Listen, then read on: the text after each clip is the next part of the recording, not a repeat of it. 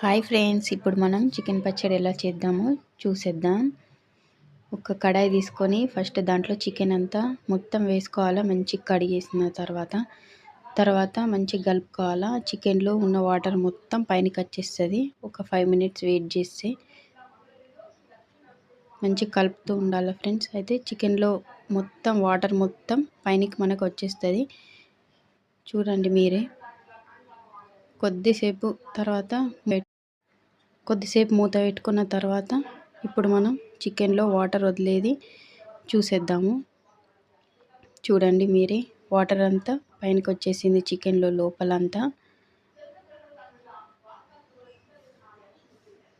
దాన్ని మంచి కలుపుతూ ఉంటే ఇంకా వాటర్ అనేది బయటకు వచ్చేస్తుంది. ఇప్పుడు మనం ప్లేట్లో ఉన్న మసాలా మొత్తం దంచుకోవాలి. మనం మిక్సీ ఆర్ దంచుకున్నా పర్లేదు. మేము కొంచెం క్వాంటిటీ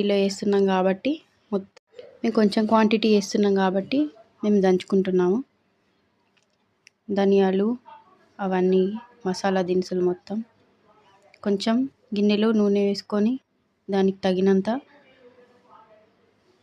స్టవ్ లో ఫ్లేమ్లో పెట్టుకోవాలి ఫ్రెండ్స్.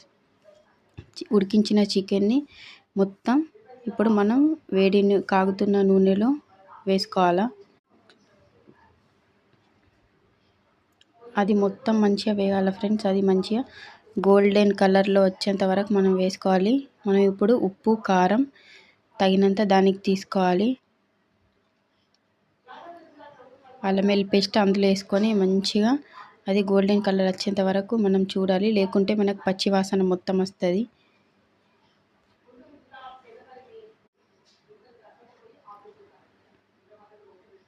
చూడండి ఫ్రెండ్స్ మీరే, ఎంత మంచిగా వేగిందో అది గోల్డెన్ కలర్లో చికెన్. తర్వాత స్టవ్ ఆఫ్ చేసుకొని పక్కకు పెట్టుకోవాలి. తర్వాత ఉప్పు, కారం, పసుపు, ఇప్పుడు మనం ముందుగా తయారు చేసుకున్న పౌడర్, గరం మసాలా పౌడర్, అది మసాలా కూడా వేసుకోవాలి. ఇప్పుడు కొంచెం